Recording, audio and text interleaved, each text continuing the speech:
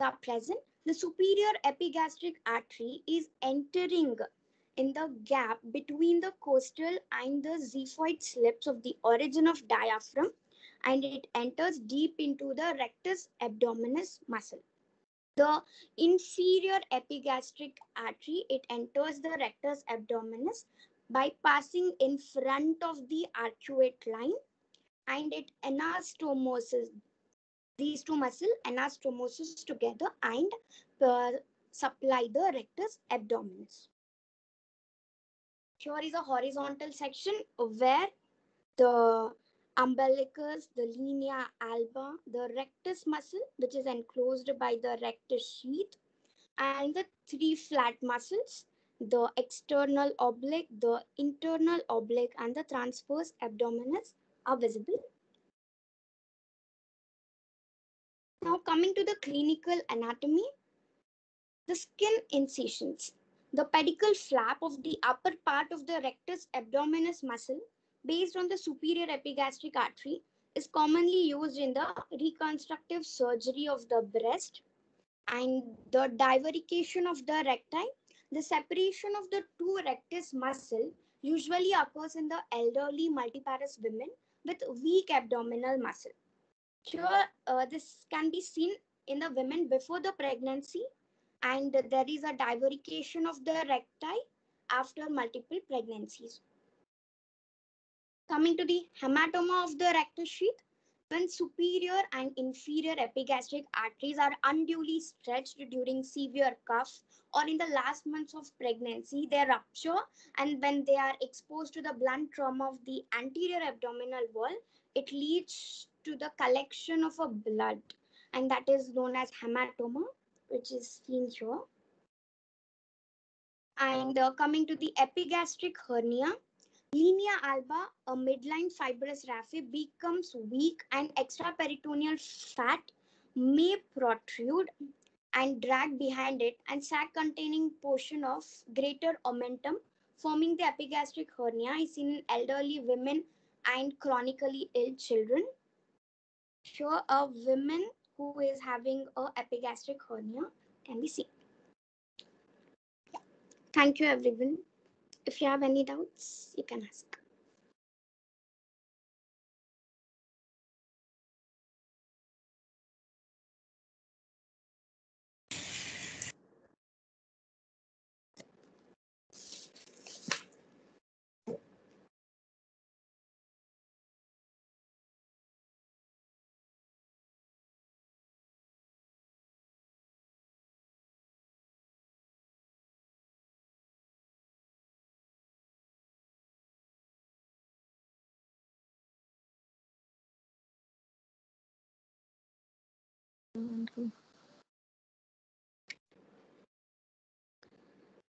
Very good presentation, Arpita.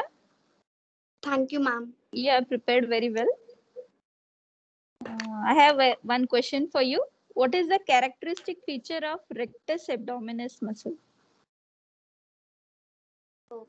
It's a characteristic feature. It is a main muscle of the anterior abdominal wall, and how it differs from other muscles of the abdomen? Or it forms tendinous intersections so that it divides itself into smaller segments to increase its strength. It helps to increase the number of muscle fibers, in turn the strength. It increases the strength. Okay. Any other questions you want to ask, students? Okay. We'll move on to the second presentation by Shivani Kulkarni, about the inguinal canal, situation, boundaries, and contents. Shivani, are you there? Yes, ma'am, I'm there. You can start sharing your PPT. Okay, ma'am.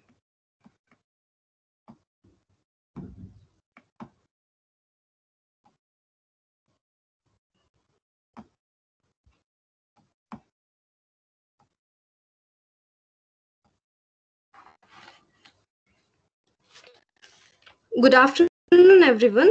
I hope my slides are visible. Ma'am, Are Yeah, we you start? can start. Huh? It's visible. Yes, ma'am. Good afternoon, everyone. I'm Shivani Kulkarni.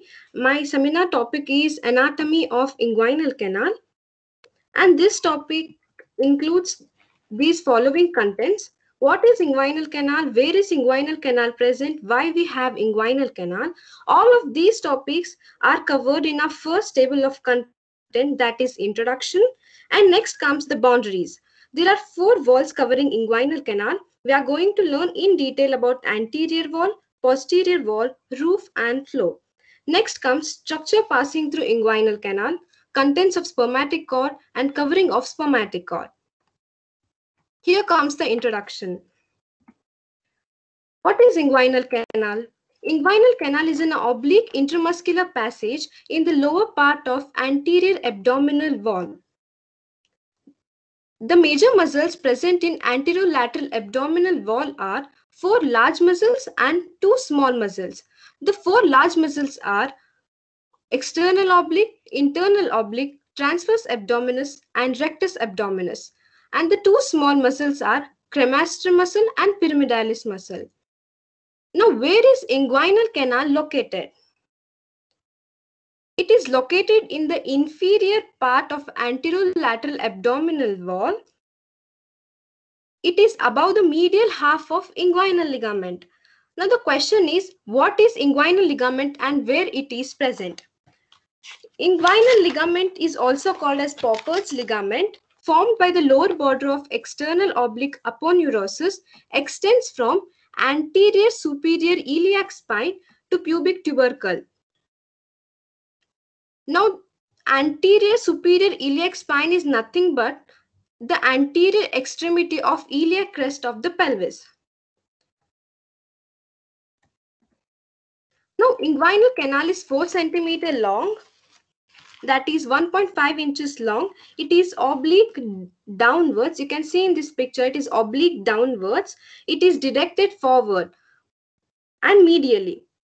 This inguinal ring extends from deep inguinal ring to the superficial inguinal ring. Let us learn about the 2 rings of inguinal canal, that is deep ring and superficial inguinal ring. First, we will learn about deep inguinal ring. Deep inguinal ring is oval in shape. You can see in this picture too, it is oval in shape and it opens in fascia transversalis. Now, fascia transversalis is part which lines the inner surface of transverse abdominis muscle. It is situated, you can see in this picture, it is situated 1.2 centimeter above the mid-inguinal point. Now, what is mid-inguinal point? Mid-inguinal point is midpoint between anterior superior iliac spine and pubic symphysis. Deep inguinal ring is lateral to inferior epigastric artery. Inferior epigastric artery arises from external iliac artery, and external iliac artery arises from bifurcation of common iliac artery. Next is superficial inguinal ring. Superficial inguinal ring is triangular in shape. It is triangular gap in external oblique aponeurosis. It is obtuse angle triangle. You can see in this picture, it is obtuse angle triangle. The base is formed by pubic crest. And the 2 sides form the medial margin and lateral margin. And these margins are referred as crura. And at the apex here at the apex of the triangle, intracrural fibers are present. And this superficial inguinal ring lies just superior to the pubic tubercle. Now, why we have inguinal canal? So it allows the contents of the scrotum to communicate with the intra-abdominal contents and prevent mobile intra-abdominal contents, for example intestine, from entering the scrotum and possibly becoming damaged, while at the same time permitting blood vessels, nerves, lymphatics, vas deferens, etc. to supply the scrotal content. Now, inguinal canal is bounded by 4 walls. Those are anterior wall, posterior wall, roof, and floor. Let's look in detail about these walls. Firstly, anterior wall. In the whole extent, there are a set of layers. First comes the skin,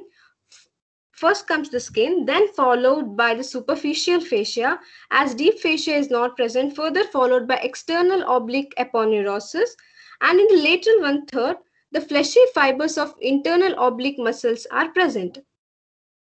This is the brief what I have explained. Then is posterior wall.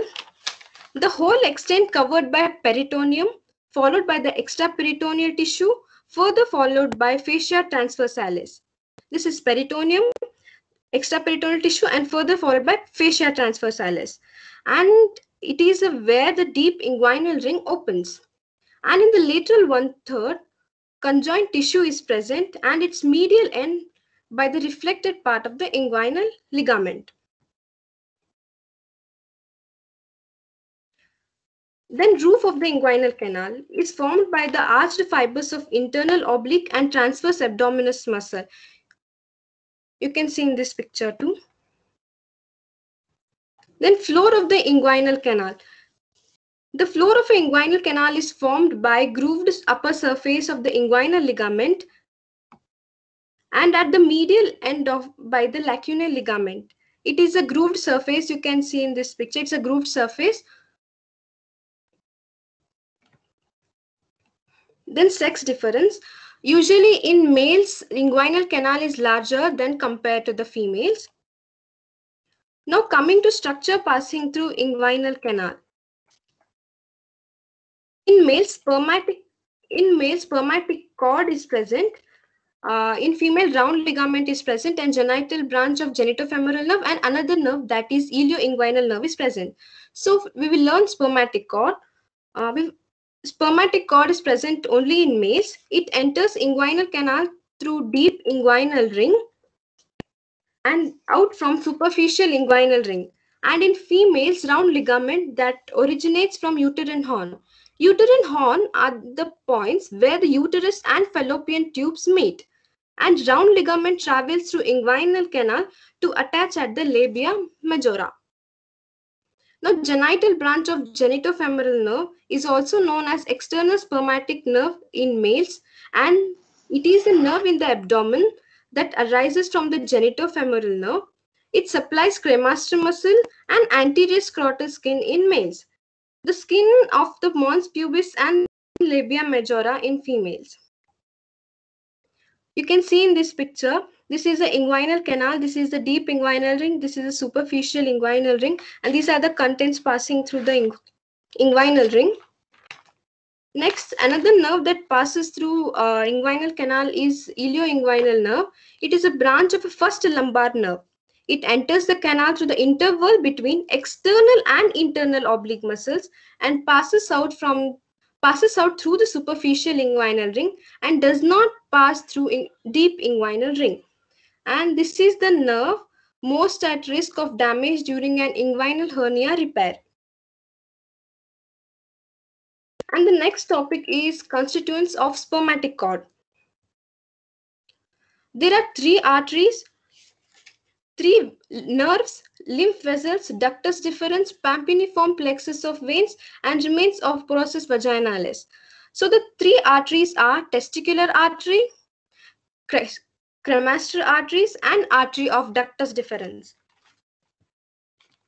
And the testicular arteries are gonadal arteries in males that originates from abdominal aorta. Cremaster artery is a small branch of inferior epigastric artery. An artery of ductus deferens is a branch of superior vesical artery, which in turn arises from the internal iliac artery via the umbilical cord. Let's wind this seminar by looking into the last topic, that is covering of spermatic cord. The contents of spermatic cord mainly bound together by the 3 fascial layers. They are derived from anterior abdominal wall. From outwards to inwards, first comes the external spermatic fascia, the red colored one, as shown in a picture. External spermatic fascia derived from external oblique aponeurosis. It covers the cord below the superficial inguinal ring.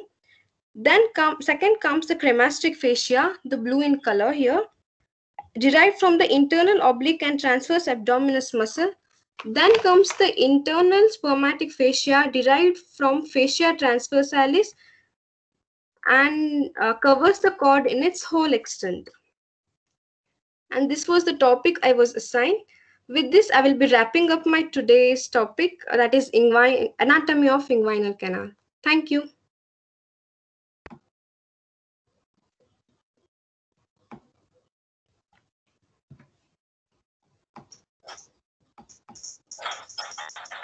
Nice presentation, Shivani. The topic is open for discussion. You can ask your doubts to your friend.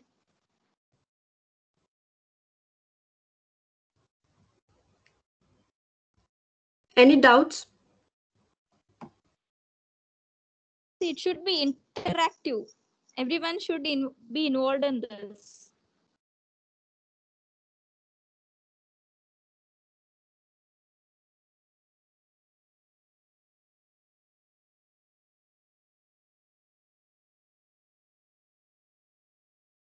Shivani, I want to ask a question.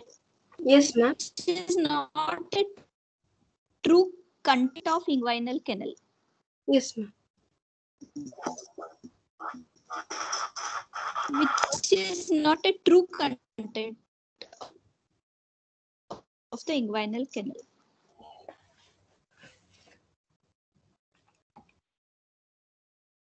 See, true contents, they pass from deep ring to the Superficial deep inguinal. ring till the superficial ring. They pass throughout. Which is that content which will not pass throughout. Ilioinguinal nerve, ma'am. Ilioinguinal nerve. It pass like it enters Superficial inguinal canal by piercing the muscle and pass out through the superficial. It passes. Yes, ma'am. We'll proceed with the next presentation by Shekhar Jogwad. Are you there, Shekhar? Yes, ma'am. Yeah. You can start presenting. Okay, ma'am.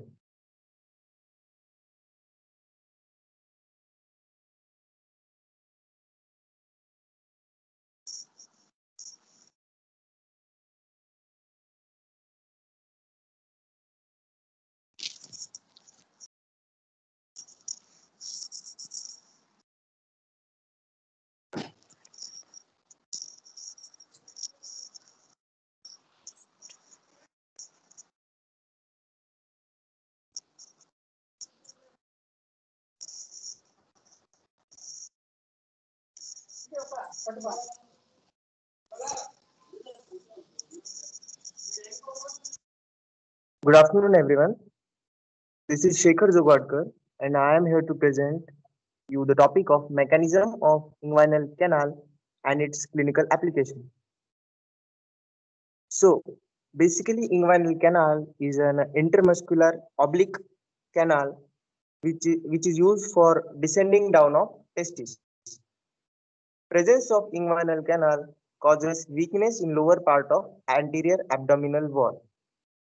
That can be compensated by following mechanisms, such as flap wall mechanism, shutter mechanism, ball wall mechanism, slit wall mechanism, and superficial inguinal ring, which is guarded from backside by conjoint tendon and reflected part of inguinal ligament.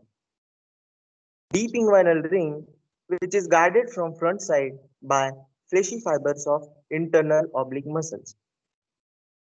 And in some way, it is also controlled by hormones. Flap wall mechanism. Due to obliquity of canal, that is two inguinal rings such as a deep and superficial inguinal ring do not lie opposite to each other. So when there is a pressure, that causes approximation of anterior and posterior wall of canal, which can be seen in slide. Next, mechanism. Internal oblique muscle has triple relation with inguinal canal and it forms anterior wall, roof, and posterior wall. When internal muscle is contracted, the roof is approximated to floor as shown in slide.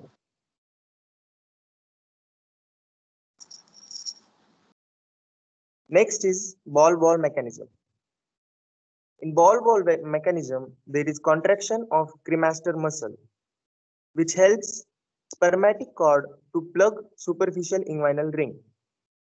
Cremaster muscle is a muscle which which is used for movement of testes when there is variation in environmental temperature. Next one is slit wall mechanism. Contraction of external oblique muscle results in approximation of two crura of superficial inguinal ring, which can be clearly seen in the given slide.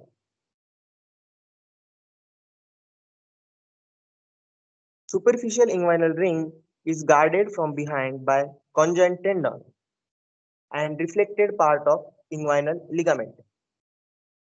Conjoint tendon makes up the main part of medial portion of the posterior wall of inguinal canal. And deep inguinal ring is guarded from front by fleshy fibers of internal oblique muscle.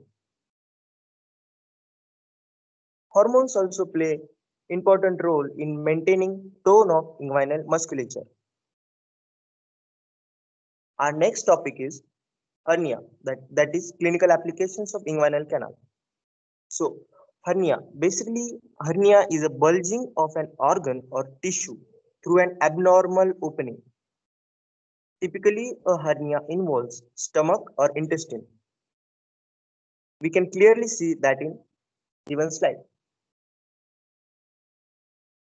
Hernia can be divided into two types, internal hernia and external hernia. So in internal hernia, when intestine or ominatum protrudes into the no entry zone within abdominal cavity itself is called as internal hernia. We can see that in the given figure. External hernia. It's a protrusion of abdominal content through any of its wall. External hernia examples are epigastric hernia, incisional hernia, umbilical hernia, indirect inguinal hernia, direct inguinal hernia, femoral hernia, and paraumbilical hernia, etc. So, inguinal hernia is protrusion of the loop of intestine through the inguinal wall or inguinal canal, that is called as inguinal hernia.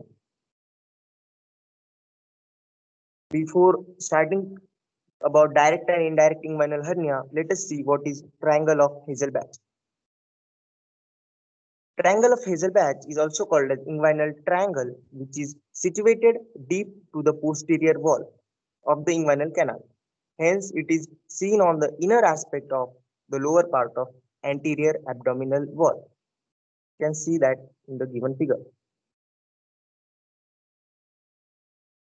Hazelbach triangle is located in the anterior abdominal wall bilaterally and has three major boundaries, such as medial boundary, lateral boundary, and inferior boundary.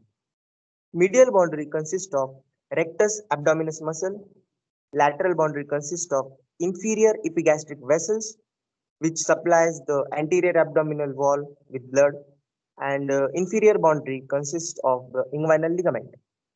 Inguinal ligament is a narrow band of tissue in the pelvic region of the body. So, indirect hernia. Indirect hernia is also called as oblique inguinal hernia. When protrusion of a loop of intestine occurs through the deep inguinal ring and inguinal canal superficial inguinal ring into the scrotum is called as oblique inguinal hernia. Oblique inguinal hernia may be seen in male infants and children, and it has narrow neck of hernial sac. We can see that in figure. Direct inguinal hernia. So when protrusion of loop of intestine occurs through the weak posterior wall of inguinal canal or triangle of Hazelbach, which we have seen earlier, that is called as direct inguinal hernia. Direct inguinal hernia occurs in much older men and has wider neck of hernial sac, which we can see in the slide. So how to differentiate indirect and direct hernia? If the hernia comes from the superolateral to inferior middle and strikes the distal tip of the finger, it most likely is an indirect hernia. It's most likely. If the hernia strikes the pad of finger from deep to superficial, it is more likely to be a direct hernia. Here are some of the differences between indirect and direct inguinal hernia. Etiology means what is the cause, how it is caused. Indirect inguinal hernia is caused by performed sac, and direct inguinal hernia is due to weakness of posterior wall of inguinal canal. Precipitating factors in direct inguinal hernia are chronic bronchitis and enlarged prostate gland. On standing, indirect inguinal hernia does not come out, and on standing, direct inguinal hernia comes out. Direction of sac in indirect inguinal hernia comes through the deep inguinal ring, and direction of sac in direct inguinal hernia it comes out of Hazelbach triangle. Obstruction is very common in indirect inguinal hernia because the neck is narrow, and it is not commonly seen in direct inguinal hernia because it has wider neck. Internal ring occlusion test is not seen in indirect inguinal hernia, but swelling is seen in direct inguinal hernia. Thank you. Anyone has doubt? Any doubt?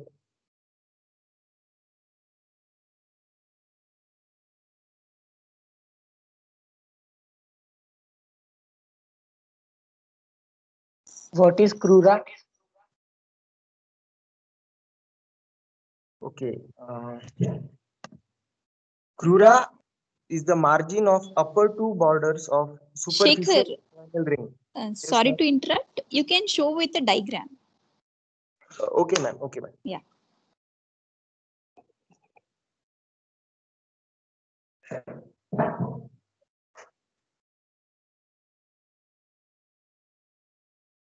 Okay, here is a rough diagram of superficial inguinal ring.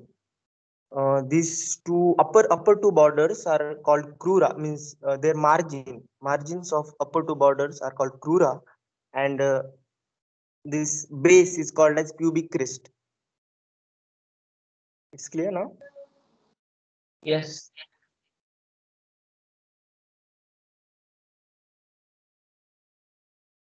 Okay, thank you.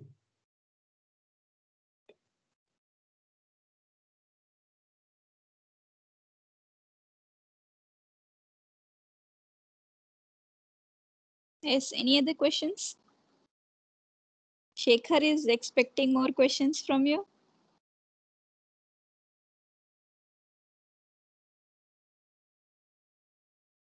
Only claps? You can ask some questions.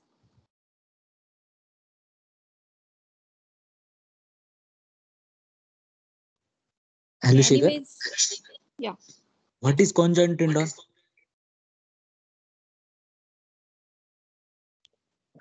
Okay, conjoint tendon. Wait, I'll show diagram.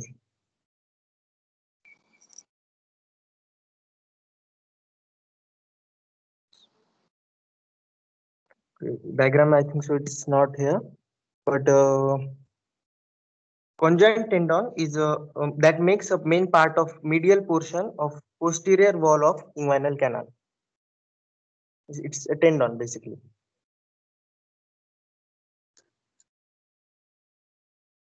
Thank you. Yeah, Shivani can better answer this.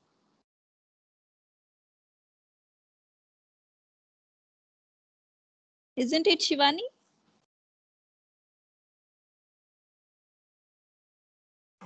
Yes, ma'am. Yeah, explain. What is conjoint tendon? Conjoint tendon is also known as inguinal aponeurotic flax or Henel's ligament. It is condensation of a tissue that runs through the lateral edge of the lower rectus sheath. And it makes up the main part of medial portion of the posterior wall of inguinal canal.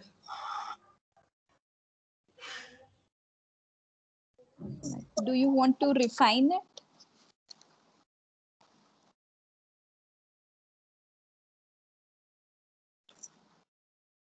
Yes. This is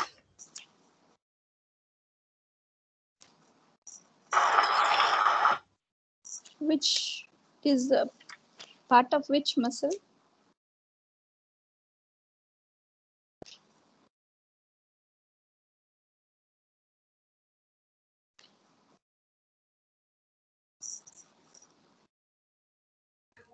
Ma'am, it derives from the common aponeurosis of internal oblique and And also transverse huh. abdominis muscle. And transverse abdominis. Okay. Yes, ma'am.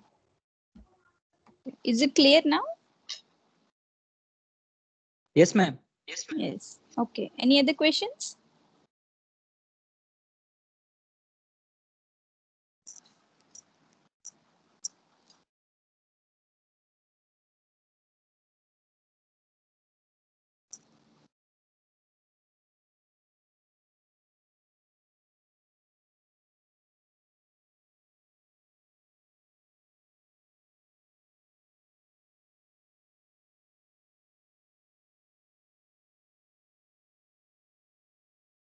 Yes. Very nice presentation, Shekhar. Your PPT is very different, innovative, which helped us to understand in deep about the mechanism and your friends also. So I want to ask one question. In whom the inguinal hernia is common, male or female? In males, ma'am, Why? because inguinal its main use is in males only, no, ma'am. The size is like comparatively it's Ah. wider Yeah. to females. Okay. How do you differentiate direct from indirect by any test? Yes, ma'am. Yeah, if the hernia comes from superolateral to inferior middle and strikes the distal tip of the finger, means tip of the finger, it is likely to be an indirect hernia. It's a physical test, ma'am. Like where do you keep the fingers? Ma'am, where there is a protrusion, Protrusion. yeah, it can be seen externally, no, ma'am. Yeah, you have to reduce the hernia and put your finger on the deep ring. Yes. Like you'll be knowing where the deep ring will lie. It's by surface marking. You have to press over there and ask the patient to either cough or something. If the contents come out medial to your finger, that is direct one. If that if you feel the that pressure over the tip of your finger, then it is indirect because you are occluding the deep ring. The contents from the the contents in the indirect hernia comes out through the deep ring. So if you occlude that, you will feel that pressure. If it is direct one, it will come medial to your finger. Is it clear? Yes, ma'am. Okay. Any other questions? or anything else you want to add? You always can add something new.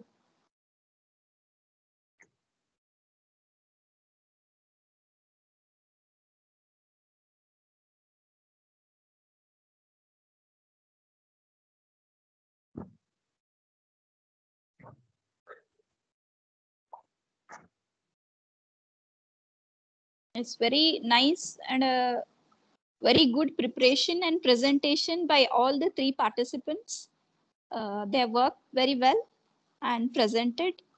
I congratulate them for their very nice presentation. And Thank you, also, ma'am. Thank and you, ma'am. also, Thank you, ma'am. okay, and also the participants for their active participation. I was expecting the same for the earlier two presentation, but the discussion was happened only at the end. Okay, that should not happen. Okay. Okay. Then we'll conduct some more seminars like this, and the active participation from you all is expected in the future. This is the to conclude. I would like to thank the principal, vice principal, the IT department, and my head of the department of anatomy department, and all the teaching staff for their support and guidance in conducting such an activity for the UGs. Okay. And I would like to thank the participants and the students. Thank you one and all. We'll conclude the session. Okay.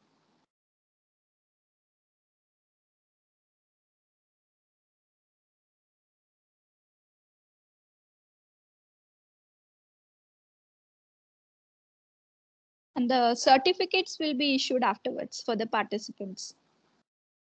Once you come here, your certificates for the participation will be given. Okay, we'll end the session. Thank you all.